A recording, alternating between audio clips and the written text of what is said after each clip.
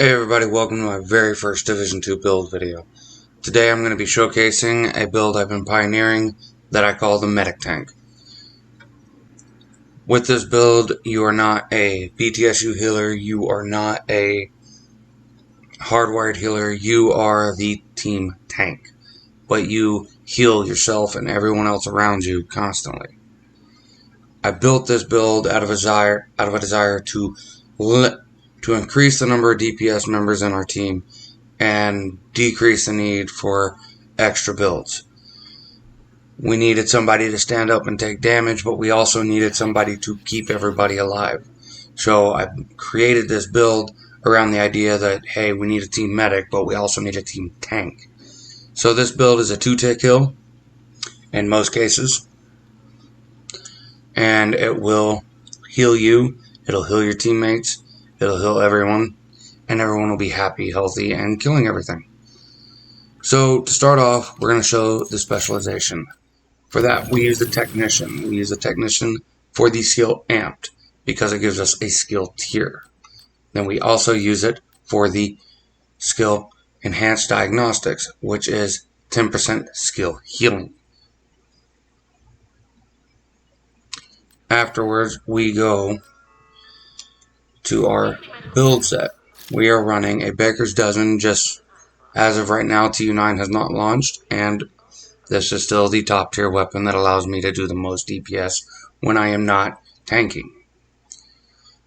Secondary, we are running the Rock and Roll. The Rock and Roll, we're only using it as an additive weapon for situations like the Black Tusk medic boxes and the random situation that you're cowering behind a wall for 15 seconds and you need to just drop a bunch of lead into something real close to help your team out.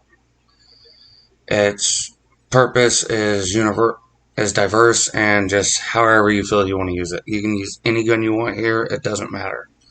But the one gun you are going to need is the Liberty pistol. The reason for this being is the Liberty's special ability of Liberty or Death. Every single hit, up to 30 hits in the body, gives you a stack. Headshots will consume the entire stack and heal your shield for 3% per stack. So if you have 30 stacks at 3%, that's 90%, I think. Yes, 90% healing. After that, we go into our brand sets. We're using a 3-piece Richter Kaiser, a 1-piece Gilligard, 1-piece Alps, and the exotic Sawyer's knee pads. The 3 most important pieces of this build are the holster, the gloves, and the chest piece. With that being said, we're going to go into the mask, and we're going to start there. With the mask, you can either run a skill point or armor. It is up to you. I chose to put armor on my mask because I already had good skill haste and repair skills. And as you see, I'm running a protection from Elites mods. The reason for that is because I am a tank. I want to be protected from Elites. I need to be able to take their hits so my teammates can drop them. For the chest piece, we are also going to be running a protection from Elites mod, but we are more importantly running the Point Man Gilligard chest piece, which gives us 5% total armor on top of the already core attribute of maxed out armor. Then we have maxed repair skills and unfortunately weapon handling. I would have preferred to go with critical chance or anything but weapon handling really. Our armor repair would be a really good one here. And the reason why the Gilligard Point Man chest piece is very important is because every 45 seconds you're going to be casting the perfect Vanguard talent. Now, situationally, you don't want to just pop it every 45 seconds unless you're in a fight. Every time when you're in a fight, every 45 seconds, you just pop your shield off, pop it back on. If you notice your team's health is getting low, you pop the shield off, pop it back on. As a tank, you're going to be watching your team's health bars. As the healer, you're going to be watching your team's health bars. This build allows you multiple ways to increase their overall armor and health bars. So, in a sense, you are every bit in every way protecting your team. This chest piece also allows, instead of glass cannon, your team can run Intimidate, because every 45 seconds for 20 seconds, you are giving them extra armor. 750,000 points of extra armor from my build.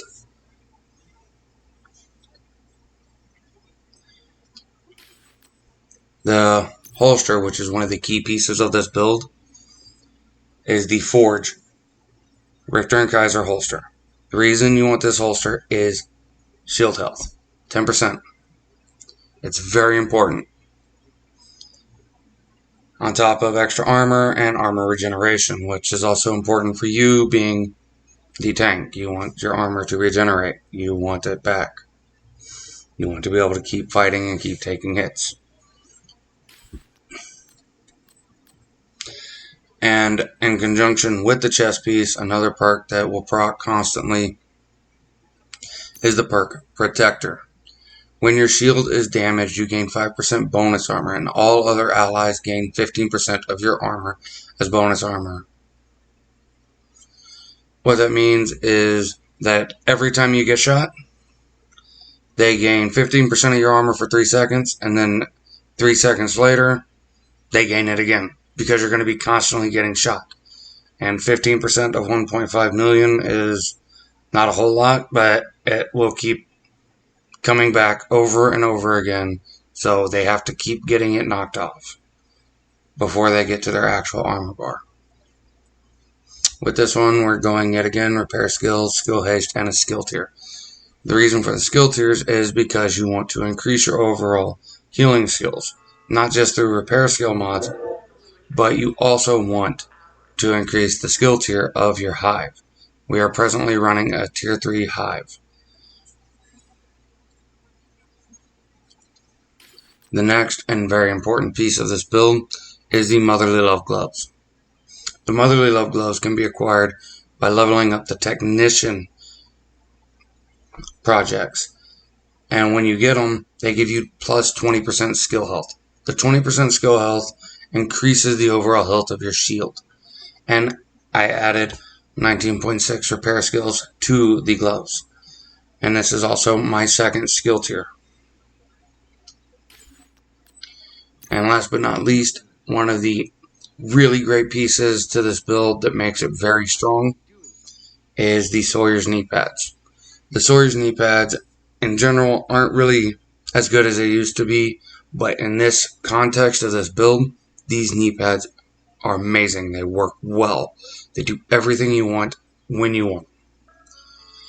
So they give me explosive resistance, health, and armor. I would like to have a lot more health on these, but I will settle with the god roll I have. Now, the reason why we want these knee pads is the first part of Grace Under Fire is that you cannot be staggered by explosions. While tanking with the shield, when you get hit by a drone, it would stagger you, your shield would fly open, and you would get shot. So not only did you take damage from the explosion, but you took damage from whatever managed to shoot you while your shield was staggered. With the Sawyer knee pads, you never drop your shield. Every single explosion, you can stand there and take it. And that's where being a healer comes in. Because as I'm being damaged by drones, I'm healing myself for all the damage they can do to me. They cannot keep me injured. And in worst case scenario, you can always put on your chem launcher, which does a lot more healing than the hive does. The reason why we run the hive is for team heal. By running it for team heal, we make it so that we can keep the entire team healthy. If we have glass cannon users, then we want them to have health. We want them to be able to stay up and shoot.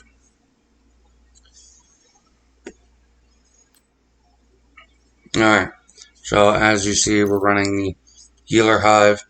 Right now we are running overall 206,000 health.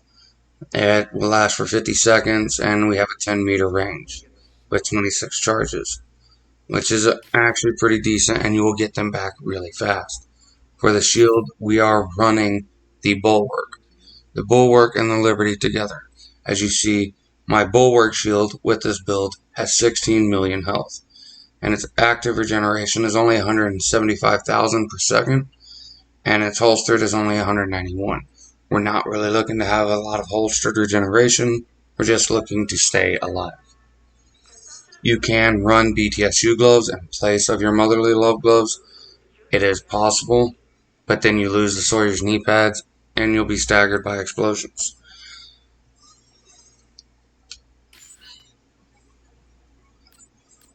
Now, we don't really do any damage, but we're going to go run outside here, and we're going to go pop this shield. My world is on heroic, so we're just going to go run out here and find an enemy to shoot me.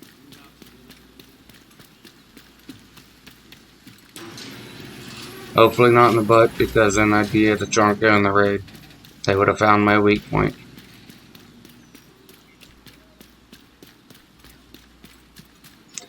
With this build though, I have managed to face tank the Chonkas while my whole team is dead, just the last guy being up with a Tachanka in my face and just managing to kill him.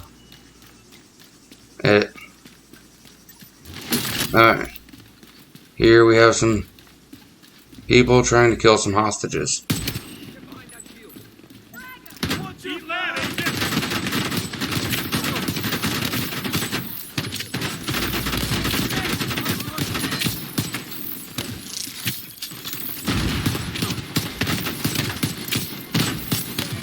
So long as you can keep everything in front of you.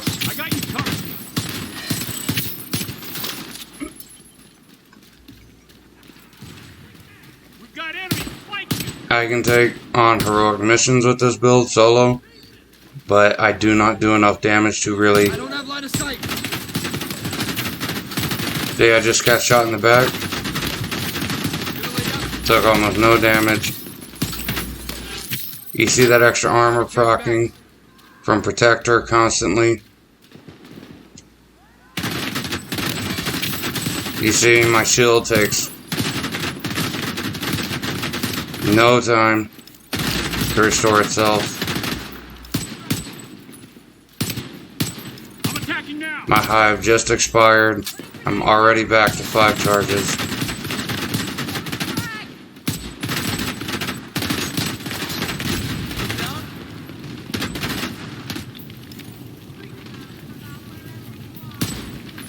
Takes you a while to kill stuff, but it also takes them forever to kill you. I'm gonna need a new vest.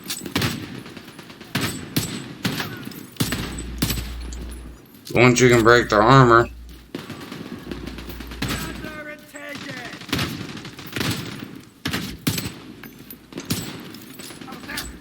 alright. We're gonna go ahead and run away from here and let you guys make what you will of this build.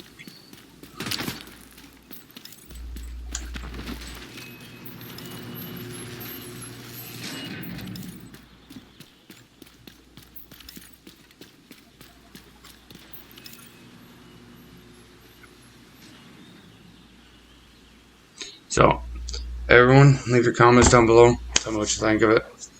Super tank or really weird build. Have a good one.